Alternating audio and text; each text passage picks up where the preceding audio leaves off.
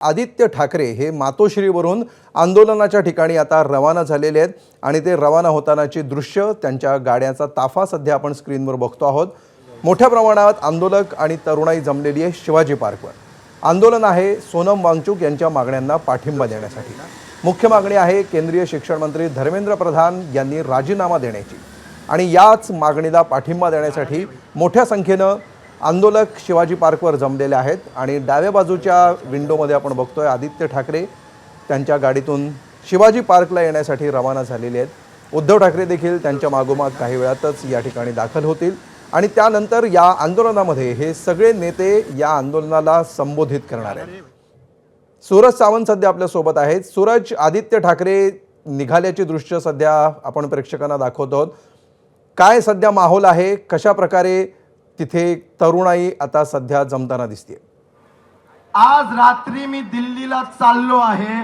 पूर्ण अमोल, नक्कीच आपण जर पाहिलं तर आंदोलन ठिकाणी मोठ्या प्रमाणात तरुणाई ही या आंदोलनात सहभागी झालेली आपल्याला पाहायला मिळते। शिवसैनिक तर आहेतच, मात्र वयोवृद्ध असतील किंवा इथले स्थानिक नागरिक असतील यांचा देखील सहभाग या आंदोलनात मोठ्या प्रमाणात आपल्याला पाहायला मिळत आहे। स्टेजवरती आपण पाहिलं तर खासदार संजय राऊत, अनिल देसाई, महेश सावंत, स्थानिक आमदार आणि इतर नेते हे देखील उपस्थित झालेले आहेत। थोड्याच वेळात या ठिकाणी उद्धव ठाकरे आणि आदित्य ठाकरे हे येतील आणि त्यानंतर ते जनतेला संबोधित करतील। एकूणच जो उत्साह आपण पाहतोय की या ठिकाणी सरकारच्या विरोधात घोषणाबाजी ही दिली जाताना आपल्याला पाहायला मिळत आहे। ज्या पद्धतीने नीटचे पेपर फुटलेले होते त्यावरती धर्मेंद्र प्रधान यांच्या राजीनाम्याची घोषणाबाजी ही या ठिकाणी तरुणांकडून केली जाताना पाहायला मिळत आहे। विविध बॅनर्सवरनं सरकारला जाब विचारला जात आहे। त्याचबरोबर पंतप्रधान नरेंद्र मोदी यांना देखील धर्मेंद्र प्रधान यांचा राजीनामा लवकरात लवकर घ्यावा अशी मागणी ही या ठिकाणी आंदोलनकारांकडून केलेली जाताना आपल्याला पाहायला मिळते। मोठ्या प्रमाणात गर्दी ही शिवतीर्थ या ठिकाणी जमलेली आपल्याला पाहायला मिळते आणि थोड्याच वेळात या ठिकाणी उद्धव ठाकरे असतील, आदित्य ठाकरे असतील हे या ठिकाणी जमणारे पाहायला मिळतील। मोठ्या प्रमाणात पोलीस बंदोबस्त हा देखील या ठिकाणी वाढवण्यात आलेला आहे। कायदा व सुव्यवस्थेचा कुठलाही प्रश्न उपस्थित होऊ नये या अनुषंगाने पोलिसांनी या ठिकाणी काळजी घेतलेली आपल्याला पाहायला मिळते। या आंदोलनाला अद्यापही पोलिसांकडून परवानगी देण्यात आलेली नाहीये।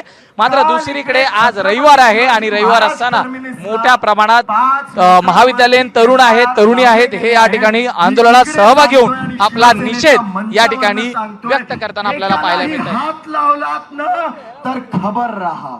निश्चितपणे ज्या प्रकारे सध्या दादरच्या शिवाजी पार्क मैदानात गर्दी जमलेली आहे आणि कॅमेऱ्यातल्या या दृश्यांवरून आपल्याला कल्पना येऊ शकेल। अनेक भगव्या टोप्या या ठिकाणी दिसत आहेत, ज्या अर्थातच ठाकरेंच्या शिवसेनेच्या पदाधिकाऱ्यांच्या आहेत। इतर संघटनांचे आणि पक्षांचे पदाधिकारी आणि कर्मचारी देखील इथे हजर झालेले आहेत आणि त्याचप्रमाणे कुठल्याही पक्षाशी संबंधित नसणारी काही तरुण मंडळी देखील या आंदोलनात आल्याचं आपण बघितलं। सगळ्यांच्या या आंदोलनामध्ये वेगवेगळ्या भूमिका असल्या तरी सुद्धा मागणी एकच आहे आणि ती आहे शिक्षण मंत्री धर्मेंद्र प्रधान यांनी राजीनामा द्यावा आणि ज्या प्रकारे नीट परीक्षेचे पेपर फुटले, ज्या प्रकारे ही सगळी सिस्टीम आहे ती सिस्टीम सुधारली जावी आणि विद्यार्थ्यांच्या भवितव्याशी खेळ होऊ नये। तर सूरज, सध्या स्टेजवरून काही भाषणं सुरू असल्याचं दिसतंय। सध्या नेमकं काय सुरू आहे आणि कशा प्रकारे आता या आंदोलनाचं स्वरूप असणार आहे? इथून पुढे भाषणं होणार आहेत की नेमकं काय, कशा प्रकारे इथून पुढच्या काही वेळामध्ये व्यासपीठावरून ऍक्टिव्हिटी घडणार आहे? अमोल, नक्कीच या ठिकाणी जर आपण पाहिलं तर युथ ही मोठ्या प्रमाणात जमलेली आहे। त्यांचे जे लीडर्स आहेत हे या ठिकाणी संबोधित करताना आपल्याला पाहायला मिळत आहेत। त्याच्यानंतर थोड्याच वेळात या ठिकाणी संजय राऊत हे या ठिकाणी उपस्थितांना मार्गदर्शन करतील आणि त्यावेळी नेमके ते सरकारवरती काय टीका करतात हे पाहणं महत्वाचं आहे।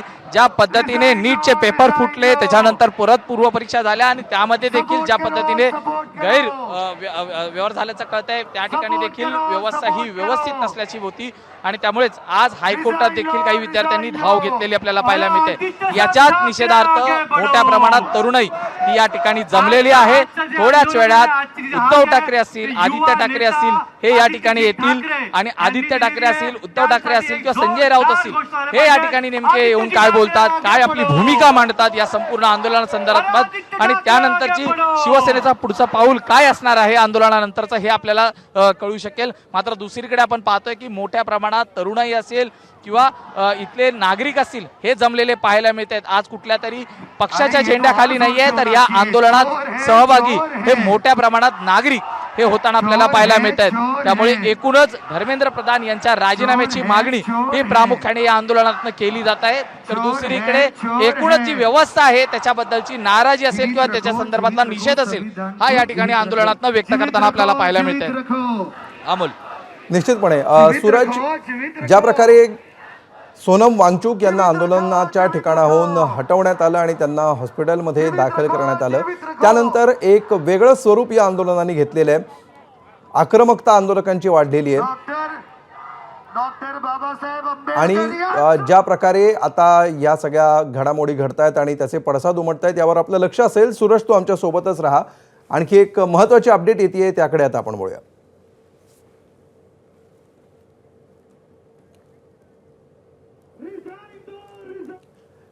आणि ती महत्त्वाची अपडेट अशी आहे की रमेश म्हात्रेला 14 दिवसांची न्यायालयीन कोठडी सुनावण्यात आली आहे। 3 ऑगस्टपर्यंत न्यायालयीन कोठडी सुनावण्यात आलेली आहे। साधना कारंडे या महिला आरोपीला 1 दिवसाची पोलीस कोठडी देखील सुनावण्यात आलेली आहे। रमेश म्हात्रेचा जामीन अर्ज न्यायालयाने रद्द केलेला होता आणि सुमोटो दखल घेत आज हजर होण्याचे आदेश रमेश म्हात्रेला आज 5 वाजण्यापूर्वी हजर होण्याचे आदेश देण्यात आले होते।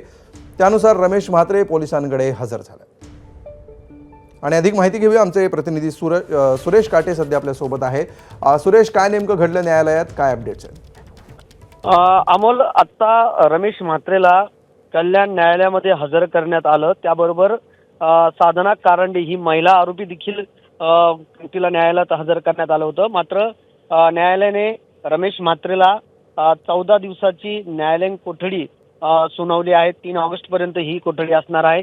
त्याचबरोबर महिला आरोपी साधना कारंडे जी आहे तिला 1 दिवसाची पोलीस कोठडी दिलेली आहे। मात्र उच्च न्यायालयाने रमेश म्हात्रेचा जामीन रद्द केल्याच्या नंतर ही मोठी खळबळ उडाली होती।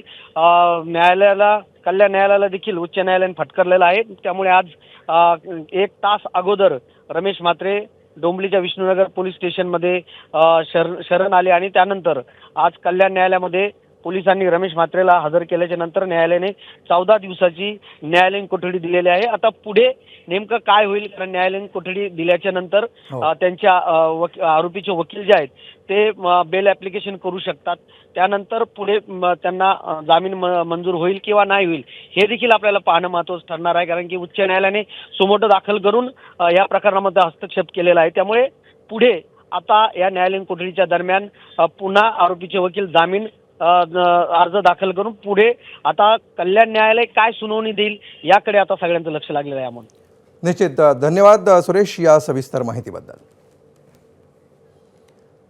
आणि आता पुन्हा एकदा आपण आंदोलन स्थळी जाऊया। या ठिकाणी काही वेळातच आदित्य ठाकरे दाखल होत आहेत। मातोश्रीवरून त्यांचा ताफा काही वेळापूर्वीच निघालेला आहे आणि ते आंदोलनस्थळी दाखल होतील। या ठिकाणी भाषणं देखील होतील, ती भाषणं देखील आपण बघणार आहोत। मात्र सध्या सूरज आपल्या सोबत आहे। सूरज, आत्तापर्यंत अशी पक्षांची अनेक आंदोलनं आपण बघितलेली आहेत, तू सुद्धा अशी अनेक आंदोलनं कव्हर केलेली आहेस। मात्र प्रत्येक आंदोलनातल्या गर्दीवरून, त्या गर्दीतल्या उपस्थितांवरून साधारण एक नस लक्षात यायला सुरुवात होते आणि पक्षाशी संबंधित नसणारी, कुठल्याही पक्षाशी किंवा संघटनेशी संबंधित नसणारी अशी किती तरुणाई या आंदोलनामध्ये दिसतीये आणि त्यांचं प्रतिनिधित्व किंवा त्यांचं इथं असणं, या आंदोलनामध्ये येणं हे किती लक्षणीय ठरतंय? नक्कीच जर आपण पाहिलं तर या आंदोलनात तरुणाई ही मोठ्या प्रमाणात आहे। जी व्यवस्था आहे एकूणच या व्यवस्थेच्या विरोधात त्यांचा असलेला रोष असेल किंवा त्यांच्या संदर्भातली जी निषेध आहेत ही या ठिकाणी तरुणाईच्या या उपस्थितीवरून आपल्याला पाहायला मिळत असेल। सर्व वेल एज्युकेटेड तरुण हे मोठ्या प्रमाणात या ठिकाणी जमलेले आहेत। त्यांचं एकच मागणी आहे ते म्हणजे ही व्यवस्था जी आहे ही पूर्णपणे खिळखिळी झालेली आहे। दुसरीकडे ज्या पद्धतीने पेपर फुटत आहेत आणि तरुणांचं भविष्य हे उद्ध्वस्त होताना पाहायला मिळत आहे, त्या अनुषंगाने या असं या ठिकाणी ज्यावेळी उद्धव ठाकरेंनी या आंदोलनाला आवाज दिला त्यानंतर ही तरुण या ठिकाणी जमलेली पाहायला मिळतात. जर आपण पाहिलं तर कुठल्याही पक्षाचा झेंडा नाहीये, तर भारत मातेचा झेंडा हा भारत मातेचा जो झेंडा आहे हा हातात घेऊन या ठिकाणी सूरज, तरुणाई तू ज्या आंदोलनाच्या ठिकाणाहून हे सगळं रिपोर्टिंग करतोयस त्याच ठिकाणी भाषणं देखील सुरू आहेत आणि त्यामुळे मोठ्या प्रमाणावर या ठिकाणी आंदोलक जमल्याचं आपण बघतोय. वेगवेगळ्या प्रकारचे बॅनर्स आणि पोस्टर्स हातात घेतलेले आहेत आणि या ठिकाणी काही तरुणांची भाषणं देखील सुरू आहेत. आपण बघूया या भाषणांमध्ये हे विद्यार्थी किंवा हे सगळे तरुण काय बोलतात. तुम्हाला वाटलं आता आवाज दाबला जाईल, तेव्हा आमचं म्हणणं धर्मेंद्रजींनी राजीनामा द्यावा एवढंच होतं. साहेब आता आमचं म्हणणं तुम्हीच राजीनामा द्या असं.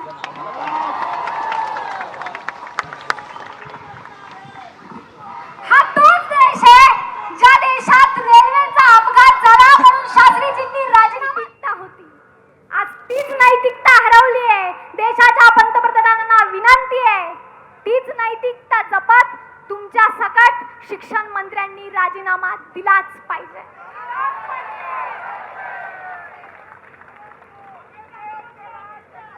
साहेब 15 पेक्षा अधिक तरुण पोरांचे जीव गेले, 21 लोकांचे जीव गेले, तरुण पोरांचे जीव गेले. त्यांना सांगितलं पाहिजे साहेब ते सुद्धा हिंदूच होते. जेव्हा तुम्ही हिंदू खंत्रे में असं सांगतात तेव्हा आम्ही सांगितलं पाहिजे की तुमच्या राज्यात तुमच्या देशात हिंदू मरतायत, तुम्हाला राजीनामा द्यावाच लागेल. मी पुन्हा सांगते, तुम्ही प्रभू रामाच्या आभूषणा चोरू शकतात, आमदार खासदार चोरू शकतात.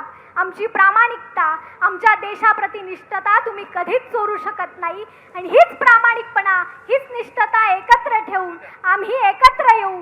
साहेब तुम्हाला राजीनामा द्यावाच लागेल, द्यावाच लागेल, द्यावाच लागेल. राजीनामा दो, राजीनामा दो, राजीनामा दो, राजीनामा दो. धर्मेंद्र प्रधान राजीनामा दो. धन्यवाद. जय हिंद, जय महाराष्ट्र.